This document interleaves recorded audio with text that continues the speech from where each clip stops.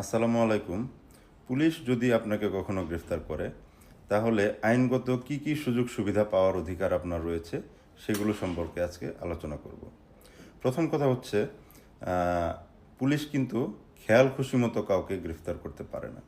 যে কোনো গ্রেফতার হতে হবে সুনির্দিষ্ট, বিশ্বাসযোগ্য এবং যথাযথ তথ্যপত্রের ভিত্তিতে। 2 নম্বর হচ্ছে পুলিশ যখন আপনাকে গ্রেফতার করবে তখন কিন্তু তাকে অবশ্যই তার পুলিশ পরিচয়পত্রটি দেখাতে হবে। 3 নম্বর হচ্ছে পুলিশ আপনাকে গ্রেফতারের পর কী কারণে গ্রেফতার করেছে সেটা কিন্তু আপনাকে জানাতে হবে। 4 নম্বর হচ্ছে গ্রেফতারের সময় বা গ্রেফতারের পর পুলিশ কিন্তু আপনাকে কোনো মারধর করতে পারবে না। 5 নম্বর হচ্ছে আপনি যদি মহিলা অথবা বয়স্ক হন, বয়োবৃদ্ধ হন, তাহলে কিন্তু আপনাকে পুলিশ হাতকড়া পরাতে পারবে না।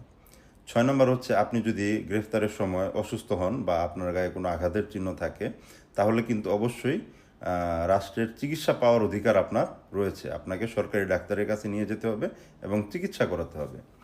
তারপরে 7 নম্বর হচ্ছে আপনি যদি মহিলা হন তাহলে কিন্তু আপনার দেহ মহিলা পুলিশ দ্বারাই তল্লাশি করতে হবে।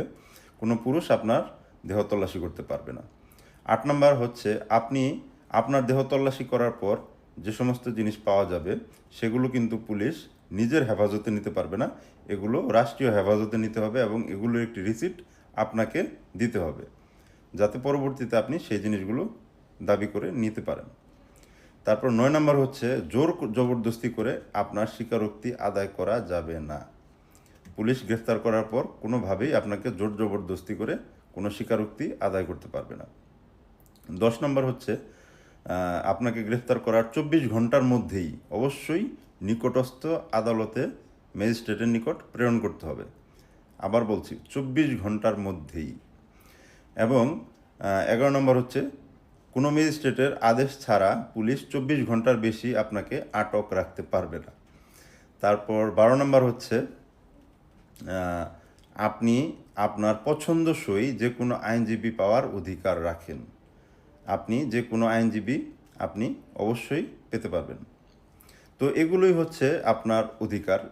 নিজের অধিকার সম্পর্কে জানুন এবং ভালো থাকুন। আসসালামু আলাইকুম।